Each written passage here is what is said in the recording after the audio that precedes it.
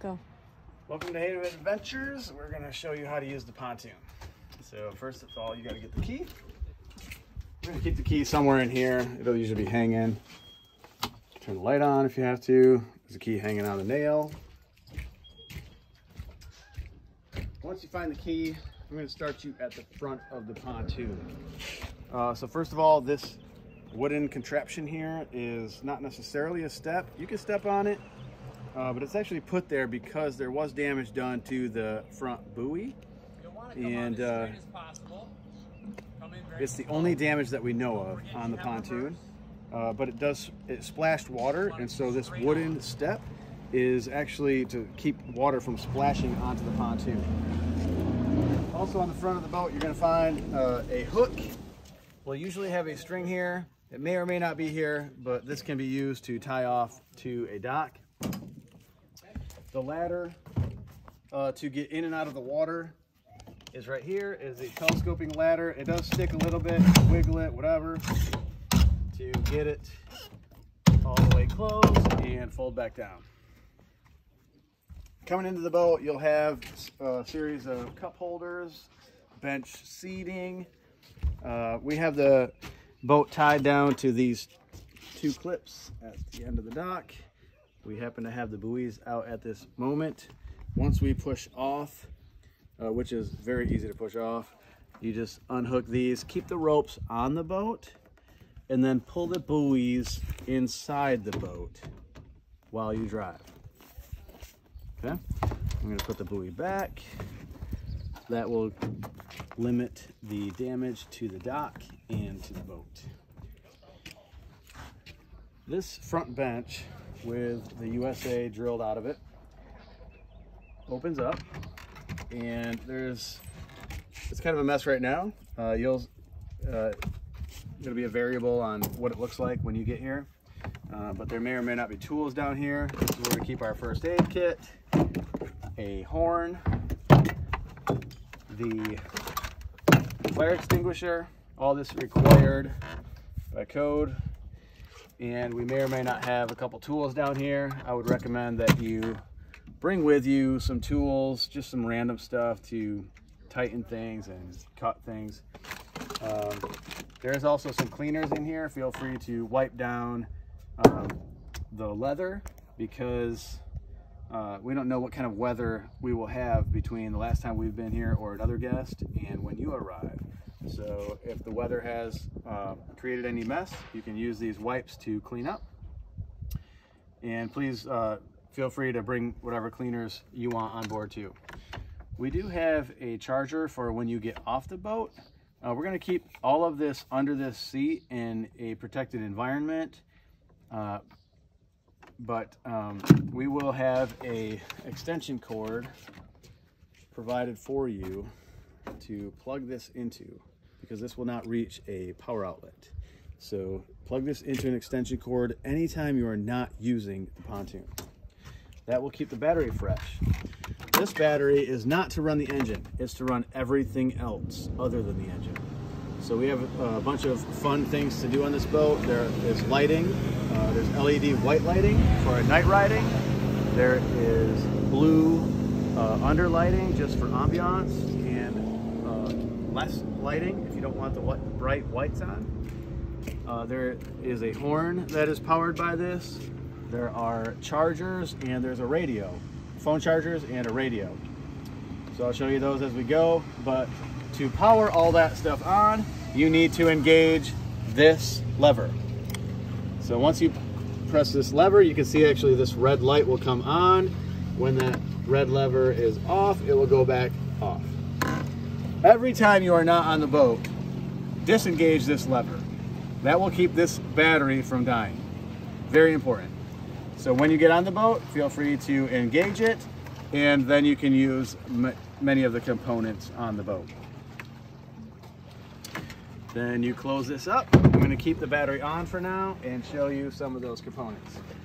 Coming around this side, we actually have a lock box. This is a dry box and a lock box. Feel free to put your cell phone or other belongings in here. It's not huge. Up is locked and sideways is open. It does stick just a little bit, but push it in and pull with your fingers and it will open. Right now I have the Garmin in here, the remote for the radio, which you don't actually use much. Put that back in, an extra light for the back. The Garmin I'm going to keep in my hands for a second and show you how to install it. The Garmin is important for you, especially because of the depth finder. So once you plug this in, the red will go on power. You can see power on the Garmin. Put red in the power side and put the black in the opposite side, which says XD CR. So press those all the way in, and then you can hook that onto this mount, and it just kind of clips. Take you a couple tries, and there we are. Oh, there we are. Okay, now that's mounted on there, and it should turn on. I'm going to hold down the power button. I heard a beep. Garmin comes on, and then you'll see, and the next screen is going to say traditional right at the top, and I click check at the bottom. Click check.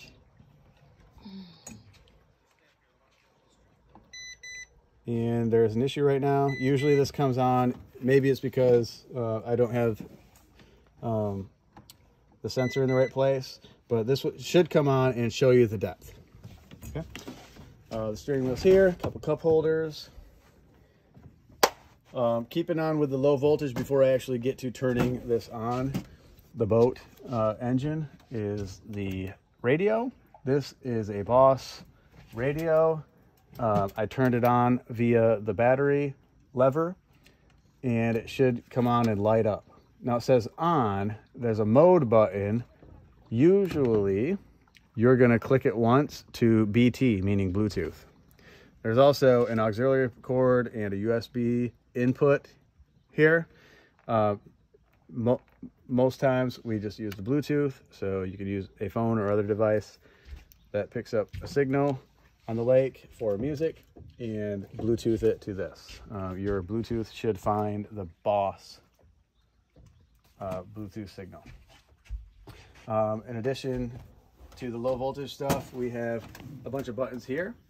The red button is the Dixie horn, which is very loud. I would exercise a little bit of caution when you use this because it is very loud. If somebody's sitting in front of the steering wheel, it may hurt their ears. If it's quiet or at night, it may alarm people, but it is very loud. I'm going to show you how loud it is. So it's very fun. All of our neighbors probably just heard that. Then the other lights are here. This light, the first one, is going to be the tracking light for night riding. We're working on getting the green light for the forward motion and the red light for the reverse motion. But right now it is just white all the way around. Then the next button is the blue under lighting. And at night, this does glow the entire deck and gives you enough lighting to see your way around.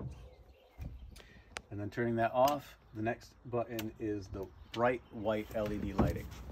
On all four corners, there will be a cube light, and in the center will be the big strip light. This does provide a lot of lighting. Feel free to adjust them to the direction that you need at night because it is a little tricky in the dark navigating your way around, but this should give you enough light. All of this is seating, okay? You can sit anywhere. In the back, there's actually a lot more to go through. In the back, very important, we have a hidden compartment with ropes to get to the gas tank. We're going to leave the boat full of gas for you. It is about a 15-gallon tank, and if you just lift up on those two ropes, you will get to the gas tank. This, if you unscrew it, will get to be able to fill it. In the middle is a yellow dot, and if it's facing all the way forward to the front of the boat, it's full, and if it's facing all the way backward toward the rear of the boat, it's getting empty. Okay, this will last quite a while. On regular usage, that amount of gas can last 2 or 3 days. but we do request that it be full when you are done with it. In addition to the trap door, the anchor is down here on this rope. Whenever you are parked and want to swim in a cove or something, the anchor is down here.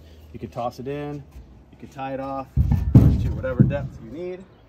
You can also use this as a step to get up to the upper deck. This is a ladder. I would recommend you keep your feet toward the outside. There's a little less play. If you step in the middle, there's a little more play, but it doesn't really matter. It's going to support a lot of weight. So keep your feet to the outside and make your way to the top deck. On the top deck, we recommend no more than 3 people. It is a wood structure, so we want to treat it respectfully. It's for fun and relaxation. But we would recommend that no more than 3 people get up here, mainly sitting down, especially if you're in motion. You can jump off this deck, but there's no horseplay or running. So no more than 3 people and no horseplay or running on the top deck. Lastly, we're going to talk about starting it. So about the key in, set it down in front of the battery. Key goes right here behind the throttle. You're just going to turn it halfway. We'll engage the power. The prop will go up and down via this button. Go up and then all the way back down. Before you start it, make sure the prop is all the way down. This lever needs to be in neutral. If it's in forward or in reverse, it will not start. Make sure it's locked in the middle on neutral. If the prop is all the way down, you may turn the key the rest of the way and fire up the engine. Usually on the first or second try, it will start up and then you can let go of the key. You may hear the engine going right now on the first try. It has fired up. It is a 50 Yamaha. It is not a speed engine. It's a cruising engine. And you will cruise at a decent speed. It does not go fast. But all the way forward will be full speed. Okay? It will go in reverse. And you just click this lever down here to get it out of neutral and into reverse or forward. And then when we're done, we will cut off the engine and we'll always raise the prop all the way.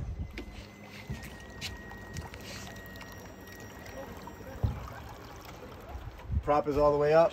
I will pull the key out.